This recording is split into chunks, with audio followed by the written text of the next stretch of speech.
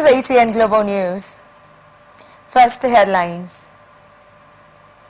INEC denies releasing voters' registration. EFCC arrests 24 internet fraudsters. Tinubu jets to UK on annual leave. FG introduces new tax rules. Israel launches first strike on Beirut. Didi faces 120 abuse claims. Super Eagles open camp for Libya.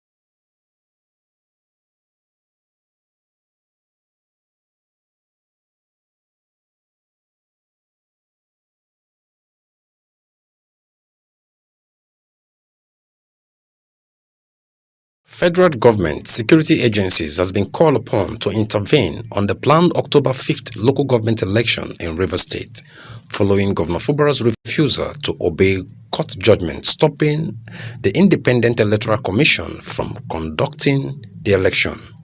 All Progressive Congress in Rivers State, led by Chief Tony Okocha, made the call during a press conference in Port Harcourt.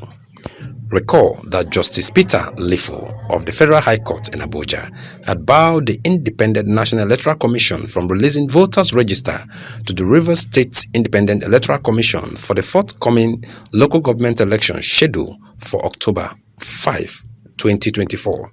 In his judgment, Justice Lifo criticized RISEC for setting October 5 as the election date without adhering to relevant law governing the conduct of the election. Publicity Secretary of the All Progressive Congress CTC in Rivers State, Honorable Chibike Ikenga, while addressing the press at the party secretariat Aba Road in Port Harcourt on Wednesday, accused Governor of flagrantly disobeying court judgment which stopped RISEC from conducting the proposed October 5th local government election. You will know that Rivers State Independent Electoral Commission and the Rivers State government has a penchant for disobedience to court orders, court judgments, and that is a recipe for crisis. There is need for the courts, for the judiciary itself, to take positive steps to ensuring enforcement and compliance to their rules and judgments. By that way, citizens of Nigeria, particularly Rivers State, as Rivers State government and Rivers State Independent Electoral Commission had signposted that whatever decisions that are taken at the courts will not be obeyed and that nothing will happen.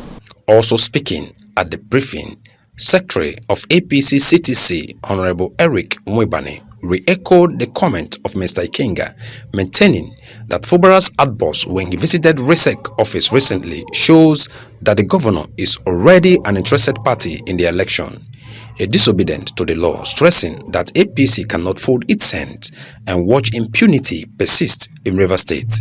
He accused the governor of already taking side on the purported election, with almost all his anointed candidates emerging from APP. Calling on Nigerians, on security agencies, on the federal government to intervene.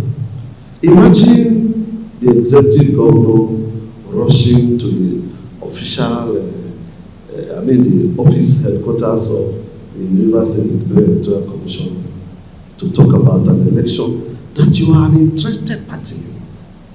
An election in which you have interest, an election in which your own chosen APP is contesting. Conclusively, Chairman APC CTC in Rivers State, Tony Okocha, vowed that under his watch as the leader of the party in the state, APC cannot be sidelined in state political activities, adding that since the governor has vowed not to obey court judgment, APC will not allow him to govern Rivers State in lawlessness. Okocha emphasized that APC is never afraid of any election in the state, but insisted that due processes of the law should be followed. He called on the federal government, security agencies to intervene in the matter. I'm saying again that we are drifting to a state of lawlessness in Rivers State. And we, members of the All Progressive Congress, who have exhausted all the legal means, we have seen that the governor is at the verge of adopting a self-help approach at the chagrin of all of us in the state. You can see the level of desperation. Shall we take this absurd, and when will it end? We're here as a party, as representative of the party in the state, to say that we will not accept this impunity. Ajeron was Samuel, ATN News, Port Harcourt.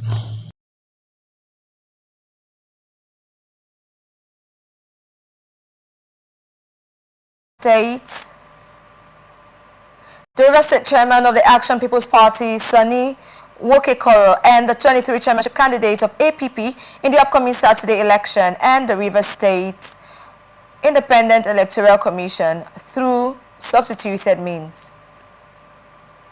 Had Badom, Destiny Omereji, and 4 others are in court seeking the reinstatement of Badom as the legitimate state chairman of APP while calling for the removal of Sonny Wokekora from the position. The plaintiffs are also challenging the legitimacy of the 23 chairmanship candidates, questioning when they became members of the APP in the state. They are seeking a declaration that all actions taken by Wokekora be considered null and void. ATN reports that when the case was mentioned, the plaintiffs' counsel, Excel Omagara, applied for an ex parte motion to serve the defendants through substituted means, a request that was granted by the presiding judge, Justice Emmanuel Obele. APP has gained prominence in Rivers State in recent months following its adoption as a platform for loyalists of Governor Siminalayi Fubara to contest the October 5th local government election. The APP's chairmanship candidate, many of whom were formerly members of the People's Democratic Party, switched to APP amid inter-disputes within PDP in the state. Analysts have reiterated that protesters must seek permission from relevant authorities. Speaking in Atlantic Television Network program Atlantic Blowout, public affairs analyst Andy Wally said although the law permits citizens to demonstrate, but the protesters must seek approval from authorities before embarking on any protest. No longer pass. If you are carrying your loads, goods, haulages, they will hijack it and they will loot it. So you learn from experience. You cannot just let people gather like that without giving it. But do they get the permit to run the protest? That's the question you ask. Do they get permit? Yeah, the law allows you to protest, even criticize critically, intelligently what is supposed to be done. Then if you don't have permission to do that thing, and probably you are given a permit, and you are going contrary to the contents of the permit, what do you expect the security people to do? noted the protest is good but could be hijacked by hoodlums if not properly guided by security agencies. Who knows who caused it? You do not know. But if in such situation, if you are protesting, you are trying to you are signaling the government. You are trying to tell the government, it's not that you want to fight the government. But the other hand, if you don't guide it, non-entity, if you don't guide it, hooligans will hijack it from you. Even kill you, who has good intention to protest. So in order to guide this thing, the security operative has to be there to guide. Even they will be guiding you as your. Recall that police in Rivers State alongside suspected political thugs have dispersed protesters who gathered in Port Harcourt for the October 1st Fearless in October demonstration. National Agency for Food and Drug Administration and Control has expressed concern over the negative impact of the global economic crisis on the availability and affordability of quality medications. Speaking at a sensitization workshop in counterfeit drugs and other substandard products in Port Harcourt, NAFDAC South Zonal Director Olibu Chukuma described the proliferation of fake and substandard drugs as a growing issue and a crime against humanity. Chukuma emphasized that substandard and counterfeit drugs are prevalent in regions where access to high-quality medicines is limited and where the implementation of good pharmacy practice is either absent or poorly enforced.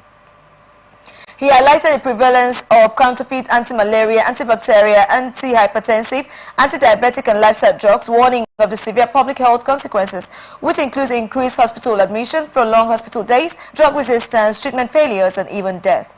According to the NAFDAC director, the public implication of this is enormous. Chukuma noted that NAFDAC has intensified effort to combat the menace by enhancing its inspection processes, particularly at the nation's ports of entry. He said the agency now mandates pre-shipment notifications from all importers before drugs arrive in Nigeria, among other stringent measures.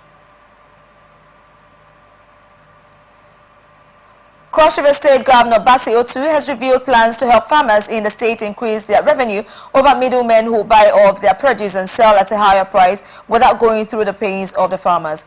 Otu stated this on Wednesday while flagging off the cultivation of 2,000 hectares of commercial maize in Odukbani local government area through the state government project Grow Initiative. Otu, represented by Accountant General of the state, Mrs. Glory Efyong, said the initiative was designed to combat food insecurity and create a sustainable economy in the state by having farmers cultivate and companies like flour mills offtake. Efyong said the project was a testament to what resilience could achieve, noting that the occasion was symbolic to celebrate the commencement of mechanical planting of maize over a commercial area of 2,000 hectares.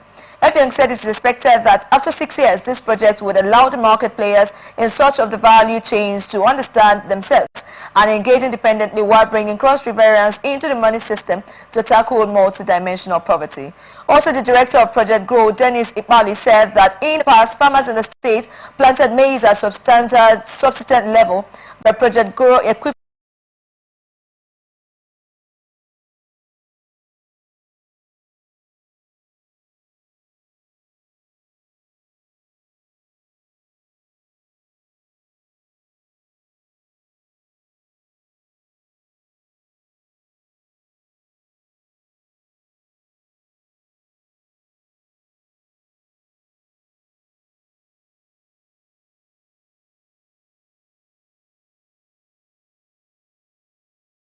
and communicated to their parents. Ekong emphasized that her nursing education is overseen by the Nursing and Midwifery Council of Nigeria, explaining that costs associated with activities like indexing and final qualifying examinations are paid directly to the NMCN, contrary to what being circulated in the media.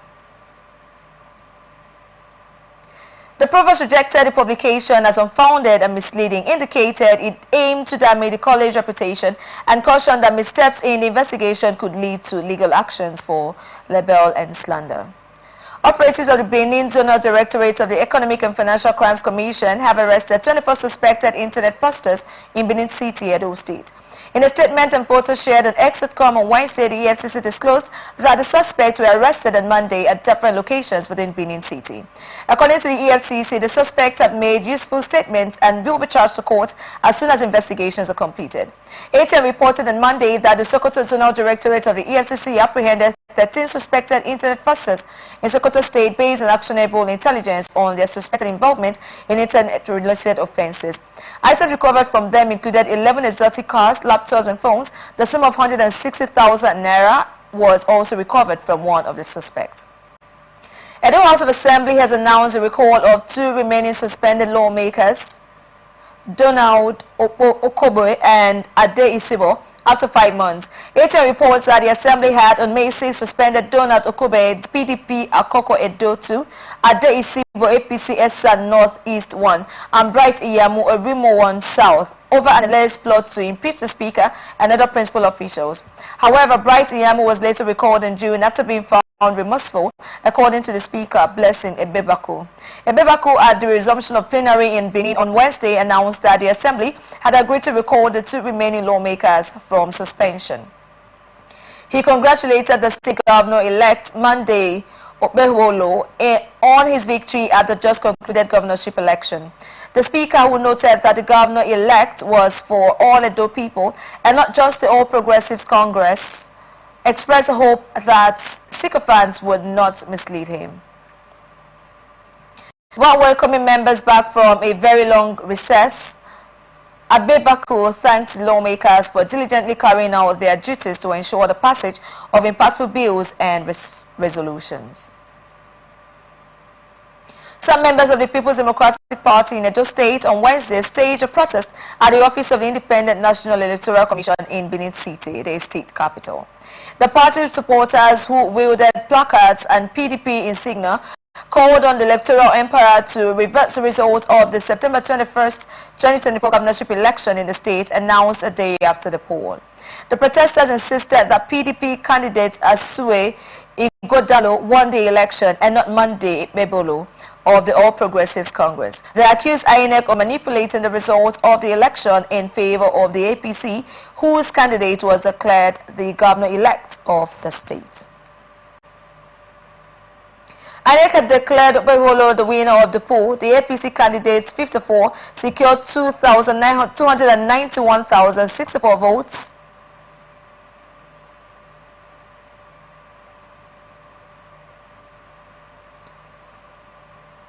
291,664 votes, 667 votes to defeat Igodalo, who got 247,274 votes, and Olumide Obata of Labour Party, who came a distant third in the race with 22,763 votes. 14 other candidates contested the seat but got less than 3 frontline candidates. But Igodalo and Obata faulted the election, alleging vote buying by the APC, an allegation the winning party has denied. Igodalo has vowed to challenge the outcome of the poll. Federal Ministry of Works has announced the commencement of the rehabilitation of the failed section on the Benin-Asaba Highway. The Federal Controller of Works in Delta, Mr. Matthew Oga, made this announcement on Wednesday in Asaba. Oga said that the deplorable sections of the highway would be fixed in the next 7 days. He said the deplorable section will immediately be fixed because they are causing gridlocks and untold hardship for motorists plying the route. The Federal Controller emphasized with motorists plying the route, adding that the road was sympathized with motorists plying the road, adding that the road was actually on contract. According to him, as of October 1st, the contractor has started moving materials to the site, assuring motorists plying the route that the failed section would be fixed between now and next week. He reiterated that the total rehabilitation of the project was supposed to last for 3 years, adding that for now, the deplorable section of the highway would be rehabilitated to ensure free flow of traffic. All Progressives Congress Abia State Chapter has said it won't participate in the November 2nd, 2024 local government election in the state. The APC, who disclosed this at its joint meeting of the state executives and local government chairman in Umuahia, blamed his decision on what he described as a lack of official communication from the Abia State Independent Electoral Commission. State Assistant Secretary and Acting Publicity Secretary of the APC, Engineer Sterling Urapa, explained that the party would not rely on social media information on the election, stressing that the Commission should use proper channels to disseminate timely information about the election to the party. He said ABSIEC must follow due process in their activities, ensure inclusiveness, and provide a level playing field for all the parties in order to gain the confidence and trust of the political parties and the people. Governor Ademola Adeleke has threatened to sue Kola Olabisi, the media director of the All Progressives Congress Osun State Chapter, for alleged defamation. In a statement by his spokesperson Olawale Rashid on Wednesday, Adeleke stated that he has directed his lawyers to sue Olabisi for 5 billion naira as damages over a defamation statement issued by the APC. Adeleke, who described the allegation as irresponsible, asked Olabisi to retract them or face legal actions. ATN gathered that the Osun APC media director has accused the governor of complicity in the recording of a viral video which showed a supposed PDP chieftain threatening to bomb the State Electoral Commission and kill top officials of the agency. The APC director went further to call for the investigation and prosecution of leaders of the PDP, including Adeleke, for allegedly directing the release of the video recording by the unnamed PDP chieftain. The statement signed by Olabisi, which was obtained by newsmen, called on the Inspector General of Police, Kayode Ebotukon, to investigate an alleged plan by some unidentified Osun PDP chieftains to bomb the Osun State office of the Independent National Electoral Commission, INEC.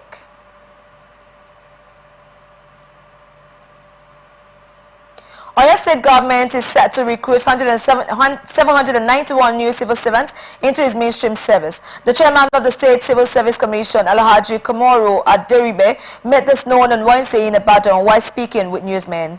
Aderibe said that the recruitment would involve the absorption of 230 education officers and 561 others into the mainstream civil service. He stated that the recruitment would be the highest into the mainstream civil service in the last 2 decades.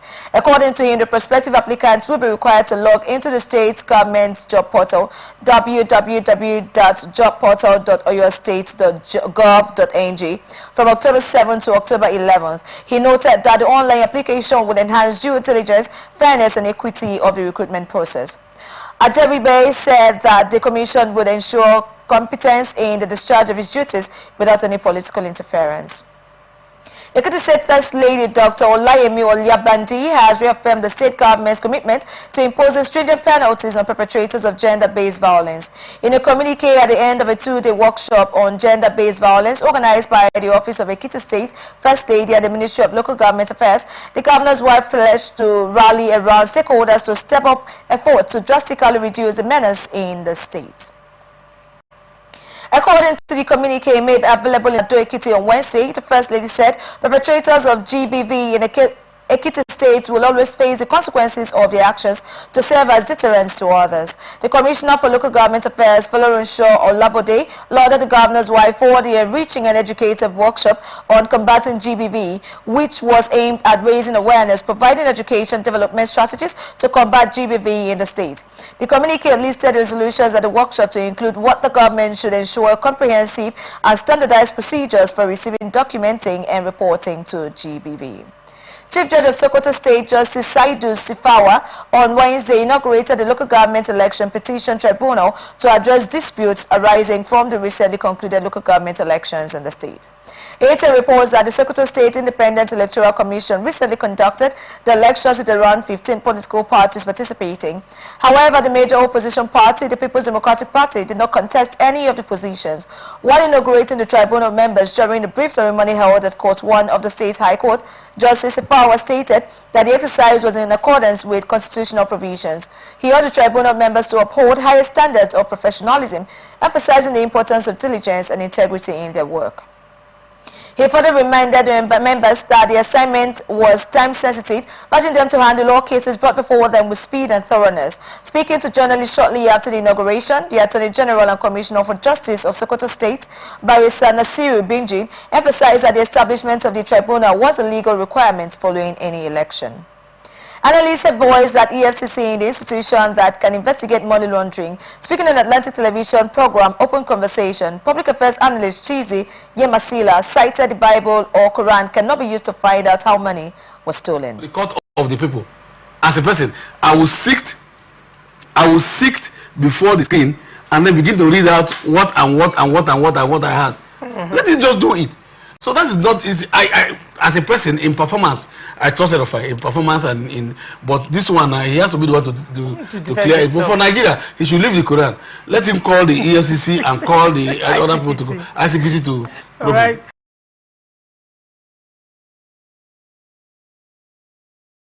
Daniel Momo opined that EFCC is responsible for investigating issues of money laundering, not Bible or Quran. Recall that former governor of Kaduna State, Malam Nasiru Ahmed El-Rufai, has said that he can swear with the Holy Quran that he didn't steal money while in office and charges predecessors to do so. 9 bodies, including 2 women and 7 men, have been recovered following a tragic boat accident that occurred in Bajibo, Niger State. The victims were among the 300 passengers traveling from Mundi community to attend the Malu celebration at Bajibo on Tuesday night when the boat capsized. The Niger State Emergency Management Agency confirmed that 150 passengers were rescued immediately, while another 150 remain unaccounted for. The boat, which was carrying mostly women and children, capsized during the journey. In a statement on Wednesday, the Director General of NSIMA, Abdullahi Baba Ara, disclosed that the search and rescue operations were still ongoing as the force continued to recover more victims from the river. He further explained that the incident occurred around 8:30 p.m. on October 1st, 2024 on the River Niger, upstream of the Jebba Dam in Mokwa local government area. Benue State Commissioner of Police Steve Yabanet has announced a restriction of movement across the state on Saturday, October 5th, 2024, ahead of the local government elections. This directive, outlined in a statement by the State Police Command spokesperson Catherine Anene, is aimed to ensuring the smooth, free and fair election process by maintaining firm control over routes and movement that could disrupt the elections. According to the statement, police officers have been deployed across all 23 local government areas to ensure tight security during the election. The police also warned officers stationed at polling units, collation centers, and other critical points to maintain professionalism and civility in the discharge of their duties. Yabanet also cautioned against any form of violence, intimidation, vote buying, or other electoral offences, warning that such actions would not be tolerated. Other security agents involved in the election have been advised to follow suit. The CP urged parents, guardians, traditional and religious leaders, as well as the political party leaders, to advise their words against engaging in any form of violence. Assuring the people of a peaceful electoral process, the police chief encouraged voters to come out and exercise their franchise without fear of harassment or intimidation. Fierce clashes erupted between Mainoris gang and the Buzaro terrorist group in the Dan Ali area of Dan Musa local government area of Katsina State.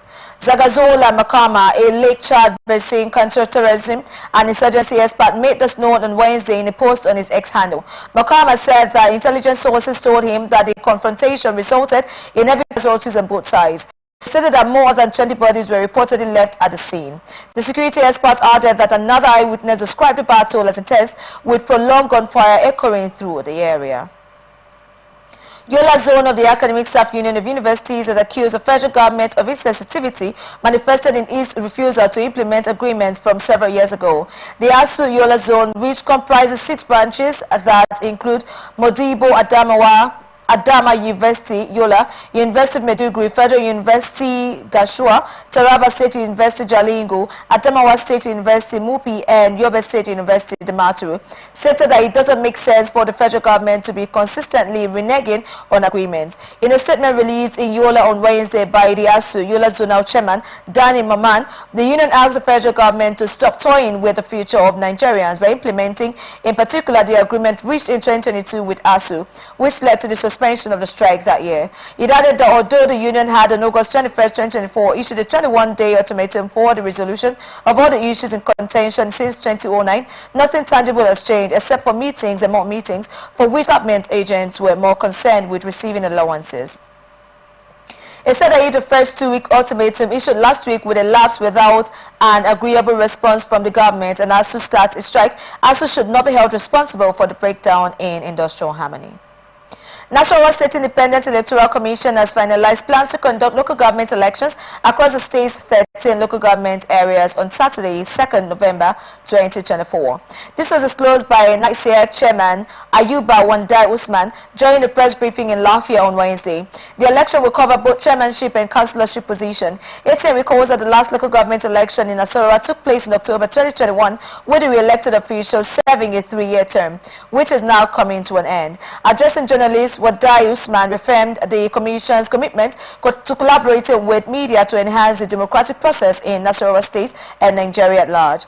The NICEC chairman also announced that the election timeline had been released, with party primaries and the resolution of disputes set to begin on Friday, 11th October 2024.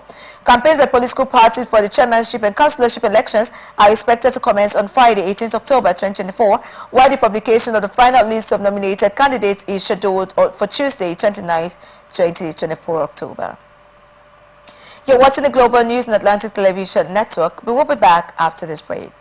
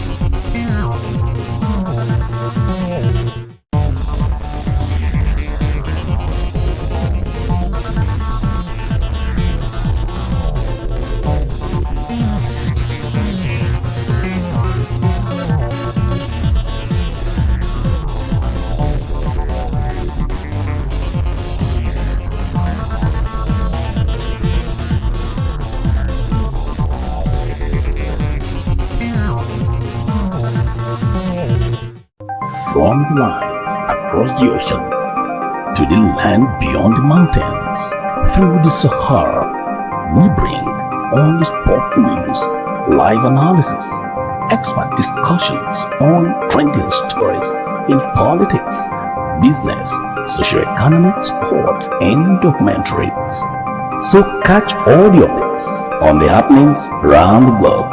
Stay focused on the fact today. Only on ATN.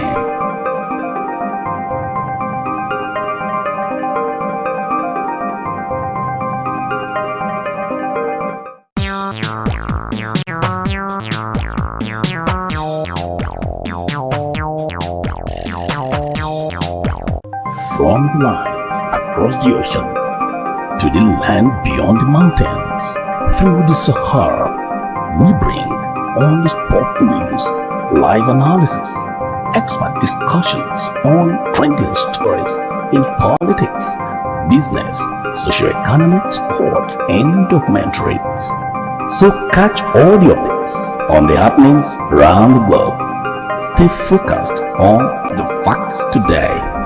Only on ATN.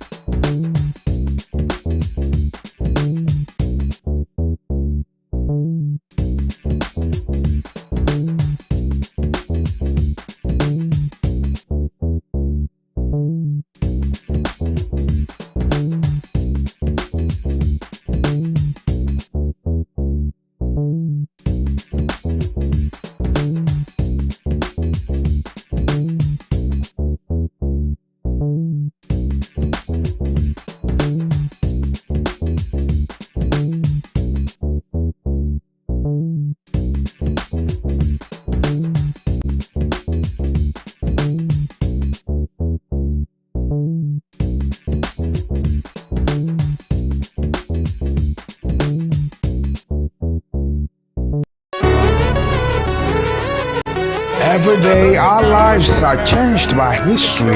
We are one people, all of us. Leaders, politics. Nobody's ambition is what I have fought very firmly. Natural occurrence, war, and the world economy. I belong to everybody, and I belong to nobody. ATN covers it all on ATN Politics today.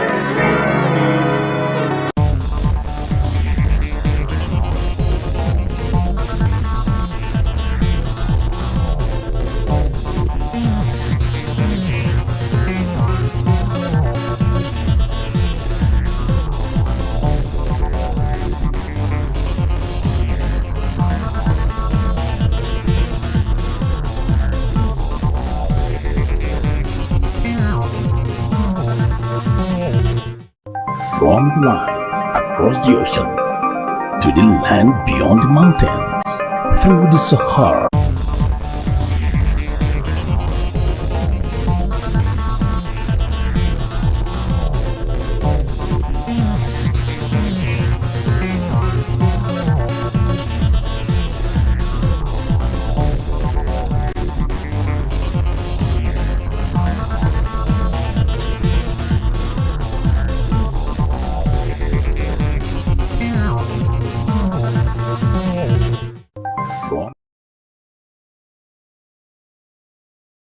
News and Atlantic Television Network.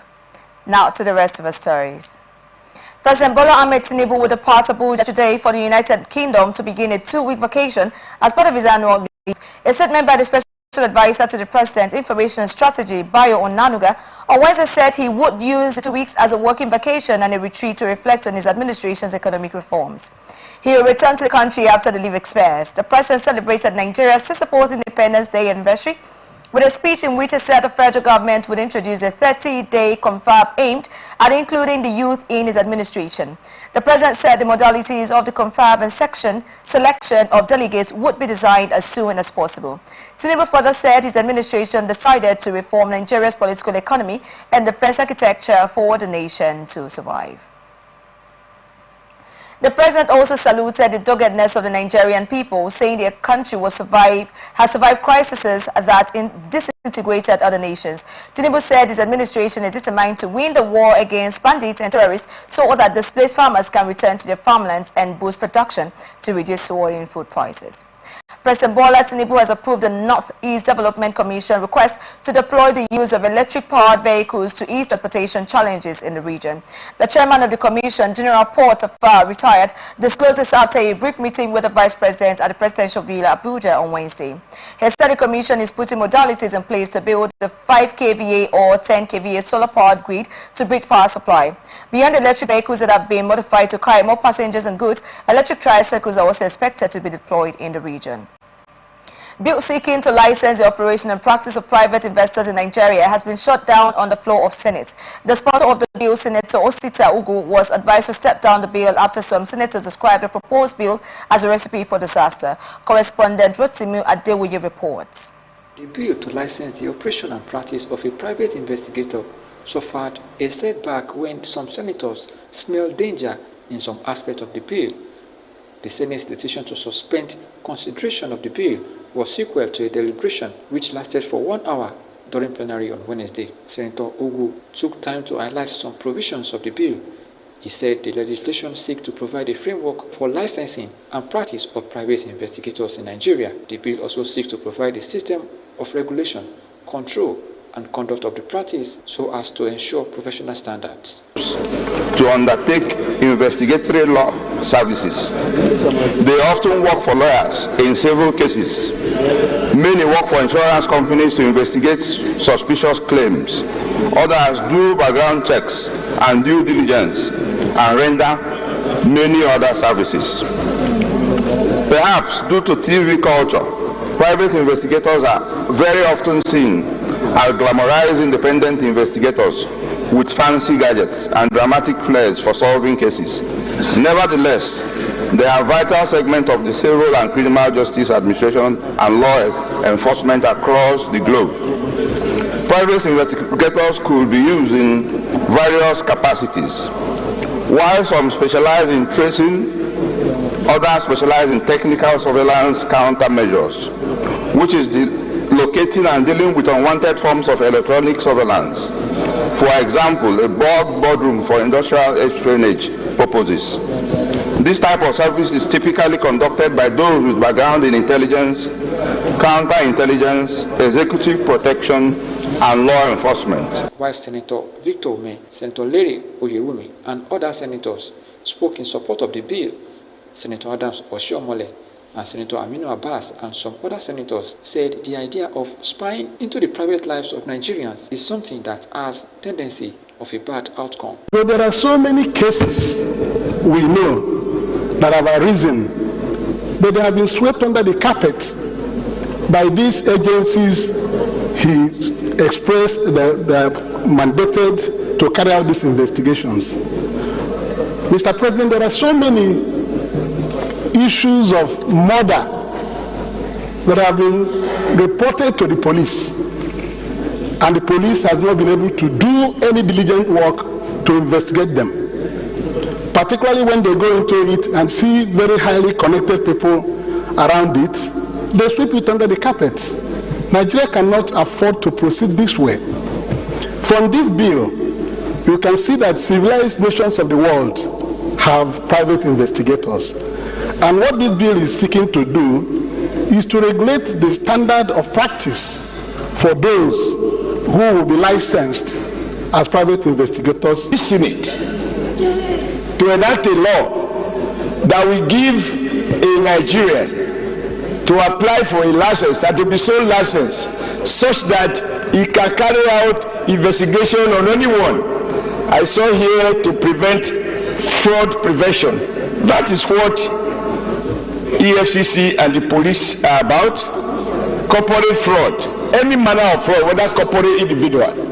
I think that would be risky to license anyone to have the right to approach any one of us and ask certain questions because the law has empowered him so to do. It will just be a license for extortion, a license for blackmail, and unnecessary rivalry, and it will not be controllable. But even if you were to say so, I believe that it will just amount to giving some few people the power to intrude into your privacy, the power to be used by political opponents to victimize perceived targets. The bill, among other things, seeks to bridge the gap. Agencies saddled with the responsibilities of investigations refuse to deliver on their mandate. It provides avenue for private investigators to proceed with such investigations and bring out outcome. Some senators see it as a loophole of the community. ATN News, Abuja. Senator Wednesday summoned the Minister of Works, Dave Umahi, over the deplorable condition of the old Oyo-Obomosho Road. This followed a motion of urgent public importance moved by Senator Buhari Abdul Fatai, APC, Oyo North, who drew his colleagues' attention to the deplorable condition of the road. Abdul Fatai said the road, which is a major link road between the south and the north, had caused hardship for travelers, most of whom were frequently stranded due to the poor state of the road. According to him, for over 10 years after the federal government began major repairs on the road, it has remained deplorable, causing regular accidents and daily gridlock by articulated vehicles. Umahi is to appear before the Senate Committee on Works to explain what led to the abandonment of vast portion of the road many years after the contract was awarded. The senators unanimously endorsed the motion, while the Senate President, Godswill Akpabio, asked the Committee on Works to report back to plenary in 3 weeks.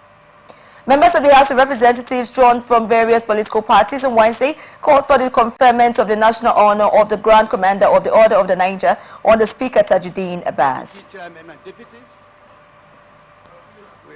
The House described as demeaning the conferment of the Commander of the Federal Republic on the Speaker and the GCON on the member representing Massa from Josmont Plateau State.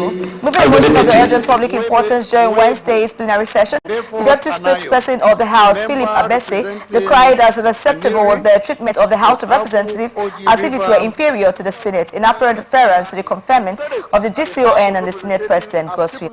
In Section 4 of the 99th Constitution of the Federal Republic of Nigeria as amended, with both chambers operating within a framework that ensures the legislative independence and equality of each. Further aware, Mr. Speaker, sir, that Section 47 of the 1999 Constitution provides for the establishment of the National Assembly, consisting of a Senate and a House of Representatives, each of which plays distinct but complementary roles in the legislative process of this country.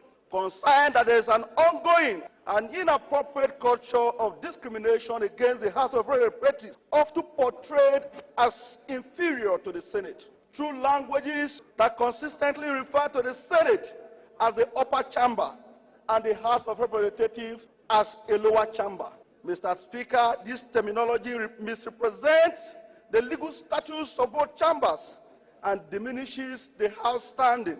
Worried by the growing trend where the President of the Senate is referred to as the Chairman of the National Assembly, which inaccurately implies a hierarchical structure between the two chambers, contrary to the spirit of the Constitution, and undermines the authority of the Speaker of the House of Representatives. Neither the Constitution nor the standing orders of both chambers recognize the position of a Chairman of the National Assembly. This title has no legal basis and undermines the fundamental principle of bicameral parity. Other lawmakers in their contribution observed that the Constitution in promoting a balanced and equal legislative clearly provides that bills passed by one chamber must be concurred with by the other in the same form for them to become law, thus affirming the equal status of both chambers and as essential component of the legislative process.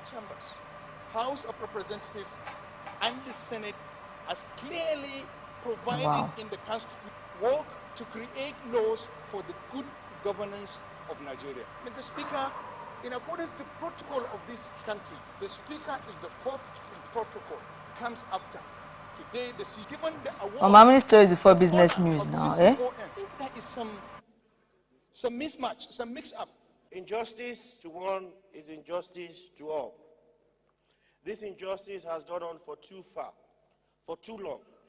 It is not something that has happened only on this administration, but it's an institutional error that has festered for too long. The House of Representatives is the backbone of this democracy. 360 members sit in these chambers, and there is one man that has been able to keep this House in check, and that position is none other than the Speaker of the House of Representatives. I didn't mention Dr. Tajuddin Abbas, PhD. I mentioned the Speaker of the House of Representatives that sits and leads 360 members that were duly elected by the people of Nigeria. Mr. Speaker, in our constituencies, we are the ones that the people cry to. I do not remember the last time that our people went to look for the senator. I know that they come to see the House of Reps members. The House adopted a motion and resolved to set up an ad hoc committee to be chaired by the House leader, Professor Julius Ihobere, with the membership from all the geopolitical zones to investigate the reports back to the House. In a bid to reduce the incidence of floods ravaging farmers' crops across the Federation, the House of Representatives have called for the dredging of major dams and rivers to avert floods across the Federation. To dredge major dams and rivers to avert flood across the Federation. Mr. Speaker, the House notes dredging of major dams and rivers in the country is essential to reduce the incidence of flood ravaging farmers' crops. Also note that government negligence in supporting farmers' effort to address the flooding has hindered the implementation of an adequate action plan which will enhance drainage system mechanism to control flood in the country.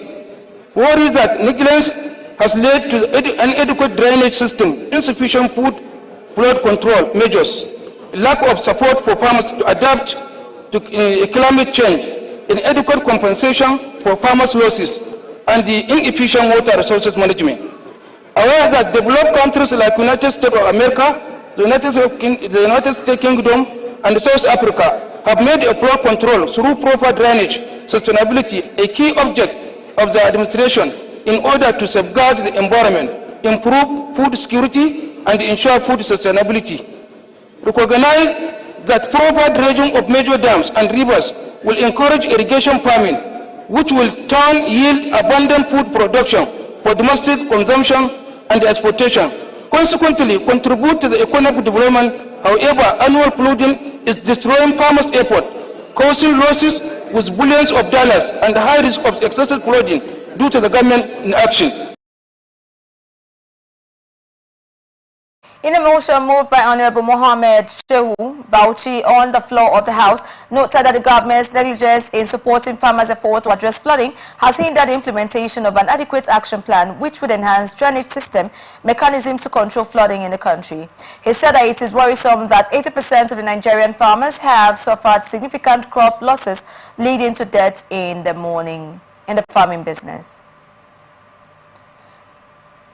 According to the members, statistics from the National Bureau of Statistics revealed that in 2018, flood destroyed crops worth 756 billion naira, 2019 destroyed crops worth 890 billion naira, and 2020 1.2 trillion naira. They also resolved to urge the Federal Ministries of Water Resources and Environment to direct the Nigerian Hydrological Services Agency to evaluate the framework drainage control system to actualize the desired results.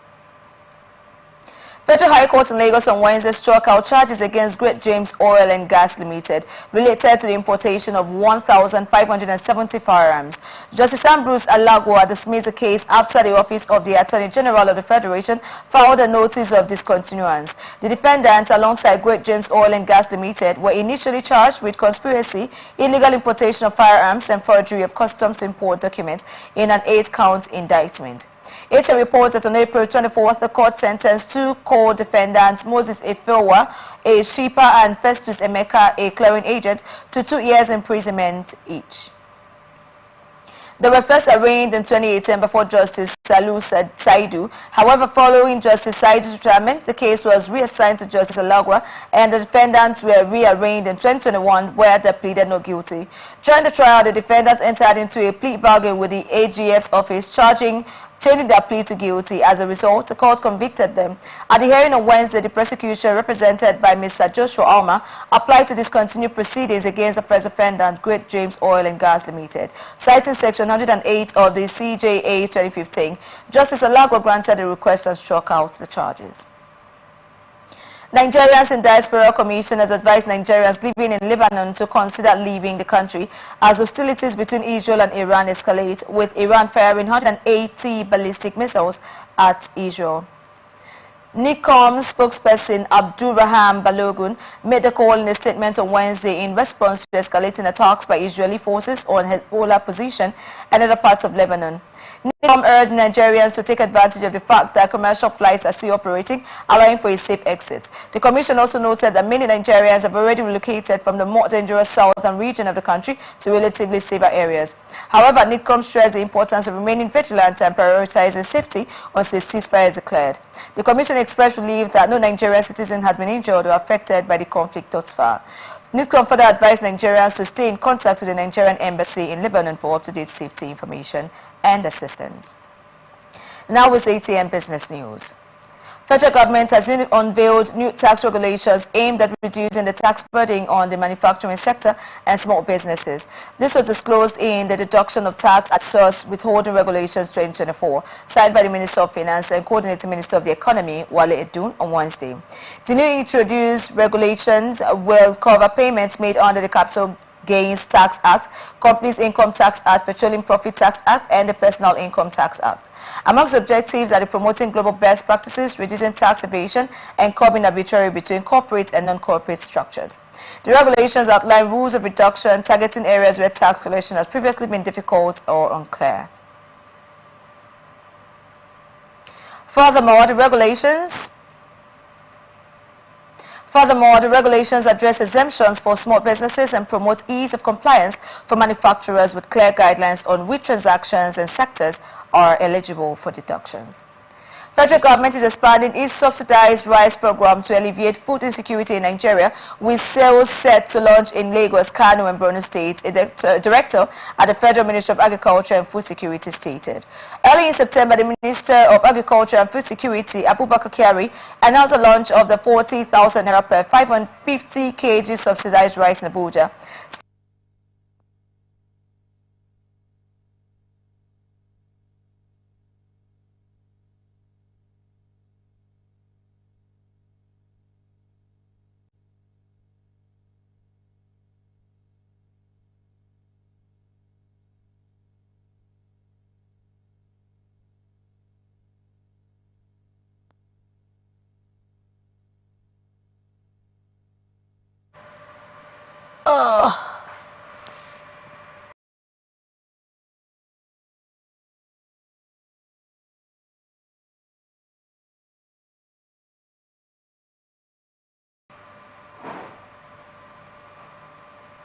He said the subsidized rice program aims to provide relief to citizens amid soaring market prices.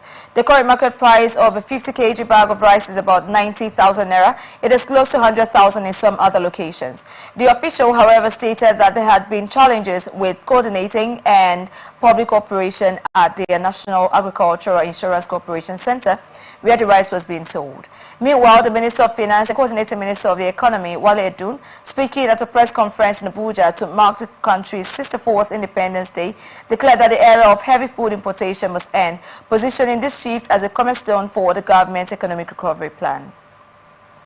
Nigeria has achieved approximately 10% self-sufficiency in wheat production, with ambitious plans to reach 70% in the next 5 years. Former Executive Director of the Lake Chad Research Institute, Dr. Oluwasina Olabanji, shared insights on Nigeria's journey toward wheat self-sufficiency at the ongoing West and Central African Wheat Collaborative Network, Wheat's second regional summit in Abuja on Wednesday.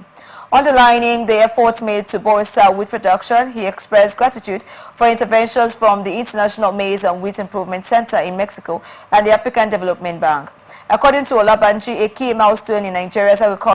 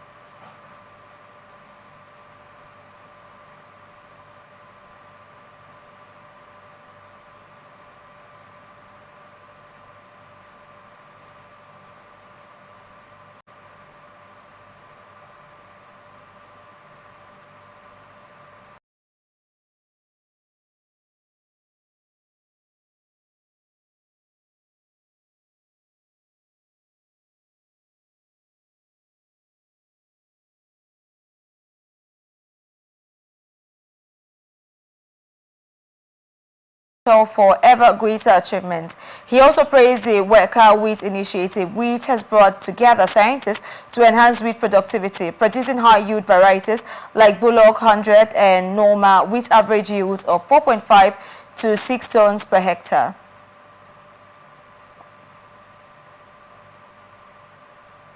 He noted that the Nigerian government has demonstrated its commitment to achieving self-sufficiency with substantial acreage dedicated to wheat cultivation. Bank of Industry has announced that within the first 9 months of 2024, it has successfully disbursed loans totaling 77.65 billion naira, specifically aimed at supporting medium, small and micro enterprises. It said the financial assistance has been provided to nearly 1,000 MSMEs across the nation, enabling them to enhance their operation, improve their productivity and contribute to the overall economic growth of the country. The BOI Managing Director and Chief Executive Officer, Dr. Olasupo Olusi, disclosed these figures at the 2024 BOI Annual Public Lecture Series held on Wednesday in Abuja. The event was themed Creating Impact, the role of MSME support and financing in alleviation poverty and food insecurity in Nigeria. In his welcome address, Olusi stated that the disbursement is part of the government's strategy to address significant challenges such as limited access to finance, difficult operating environment and infrastructure deficiencies. He also emphasized that tackling these issues is crucial for alleviating poverty and ensuring food security in the country. The Minister of Industry, Trade and Investment, Doris Aniti, stated that the government is focused on improving MSMEs, incorporating MSMEs into its initiatives aimed at reducing food insecurity and enhancing the production of essential goods and services, including food. Executive Secretary of Agricultural Research Council of Nigeria, Professor Garba Hamidu Shaributu, has advised Nigerian farmers not to concentrate on production of cash crops alone.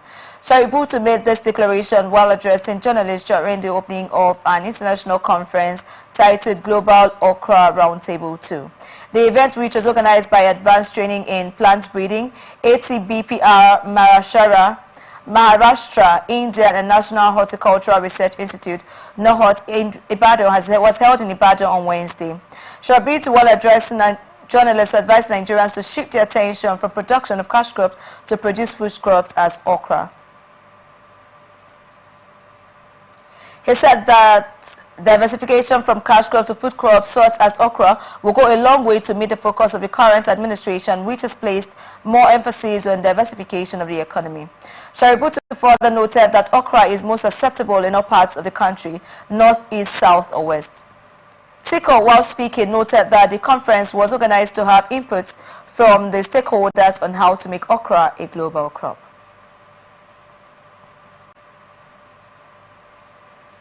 Up next is international tidbits. Israel launched fresh attack on the Lebanese capital Beirut on Wednesday. In a post on its verified X handle, the Israeli army said it was attacking terrorist targets in Beirut. It issued several evacuation orders for people living in several buildings in Beirut's southern suburbs in the early hours of Wednesday. There were initially no reports of casualties or damage. The strike was coming hours after Iran launched a massive missile attack on Israel, firing around 180 rockets on Tuesday evening, according to initial estimates by the Israeli army. Iran said the attack was in retaliation for the killings of Hamas leader Ismail Haniyeh and the head of Hezbollah, Hassan Nasrallah. It also warned of devastating and destructive attacks if Israel responded. Iran's attack came hours after the Israel Defense Forces began a limited localized ground operation against Hezbollah targets in southern Lebanon. The continued escalation has heightened fears that the region is on the brink of all-out regional war. You're still watching the Global News on Atlantic Television Network. We'll be back after this break.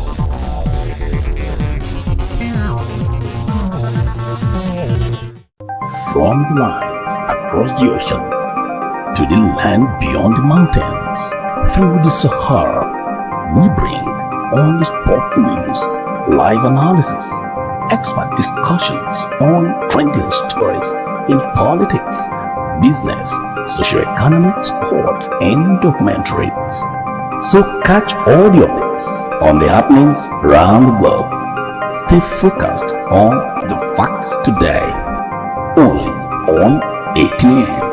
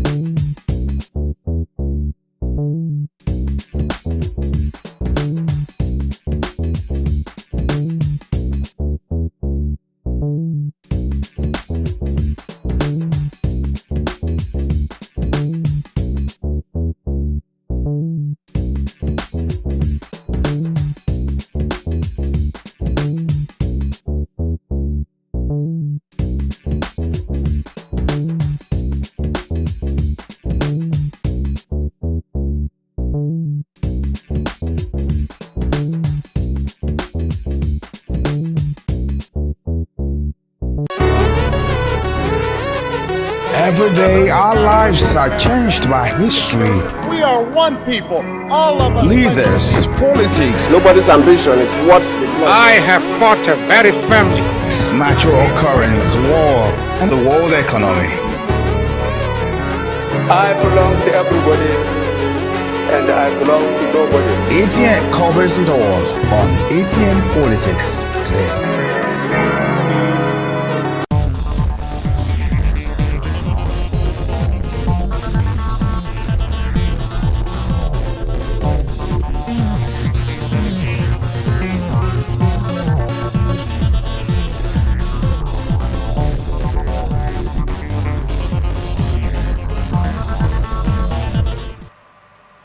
You're still watching the Global News on Atlantic Television Network.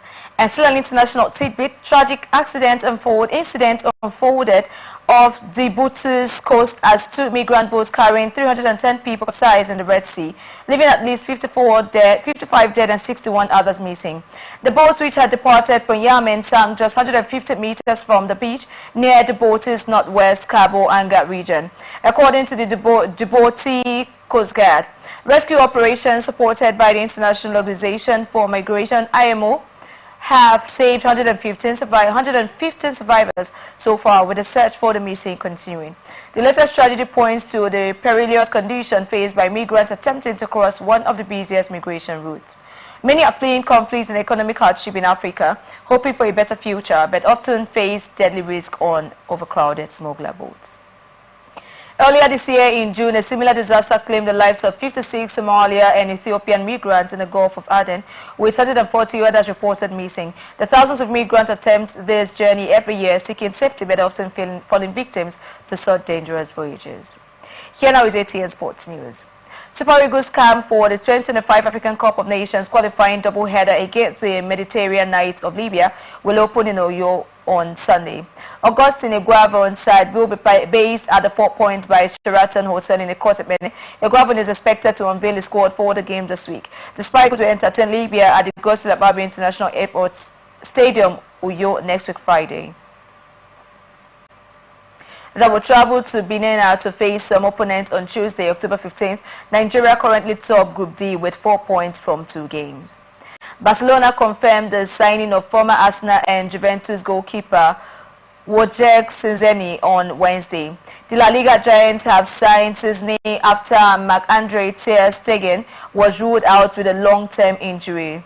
Szczesny, who was among the spectators as Barca trashed young boys in the Champions League yesterday, up as a free agent. The Polish stopper retired from football in the summer but has been lured out of retirement and will spend the rest of the 2024-2025 season with Barcelona. Szczesny has signed a 1-year deal at the Nou Camp. And now entertainment news. Nigerian singer Ayodeji Balogun, popularly known as Wizkid, has revealed that he's married. The Sweet Love Corona disclosed this while performing at a recent event. In one of the viral clips from the event, Wizkid could be heard telling a lady not to get close because he's married. It's unclear whether the singer was joking or not. Wizkid is currently in a relationship with Jada Pollock, his baby mama, who doubles as his manager. Wizkid and Pollock's relationship first became public in 2017 after they welcomed their first son, Zion. The couple welcomed another son, AJ, a few years later. Recently, rumors emerged that they're expecting their 3rd child after Jada flaunted what looked like a baby bump on social media. Sean Diddy Combs, one of the music industry's iconic figure, is embroiled in a massive legal battle, facing a wave of fresh sexual abuse allegation. High-profile Texas attorney Tony Buzdi announced that he is representing 120 individuals, including 25 minors, who have come forward with shocking claims of abuse spanning more than 25 years. At the press conference streamed online, Buzdi shared harrowing details of the alleged abuse, some of which involved children as young as 9 years old. The claims, according to Busby, have undergone rigorous vetting and corroboration. Busby claims 60 men and 60 women include victims who were minors at the time of the alleged incident. One case involved a 9-year-old boy who, while pursuing a record deal at Combs' Bad Boy Studios in Manhattan, was allegedly sexually abused by Combs and others present. The claim also included a 15-year-old girl who was allegedly drugged and raped at a party in New York City. According to Busby, such events include album release parties, New York's Eve celebration. The legal claims will likely be filed in states like New York and California, which have laws that provide survivors of gender-motivated violence a look-back window to civil suits. Even after the statute of limitation has expired. Hollywood veteran John Amos, best known for his iconic roles in Coming to America and the beloved 1970s sitcom Good Times, has passed away at the age of 84. According to a statement on Wednesday by his son, Kelly Christopher Amos, the actor died of natural causes on August 21st. In an emotional tribute, Kelly expressed deep sorrow over his father's death, describing him as a man with a heart of gold, who left a lasting impression on fans around the world. Amos, who originally started as a football player at Colorado State University and had brief stints with the Denver Broncos and Kansas City Chiefs, later transitioned into a successful acting career. He gained national recognition playing Goody Howard, the weatherman on the Mary Tyler Moore Show, but it was his role as James Evans Sr. on Good Times that endeared him to many as the TV father figure. His portrayal of a strong, hard-working father resonated with millions of viewers. The New Jersey native was also lauded for his powerful performance in the 1977 miniseries Roots, where he earned an Emmy nomination for his portrayal of the older Kunta Kinte. And that's the global news for tonight. Before we go, another look at the major stories. INEC denies releasing voter registration. EFCC arrests 24 internet fraudsters. Tinubu jets to UK on annual leave. FG introduces new tax rules. Israel launches free strike on Beirut. Diddy faces 120 abuse claims. Super Eagles open camp for Libya. I am Wendy Aguma. Thank you for watching and good evening.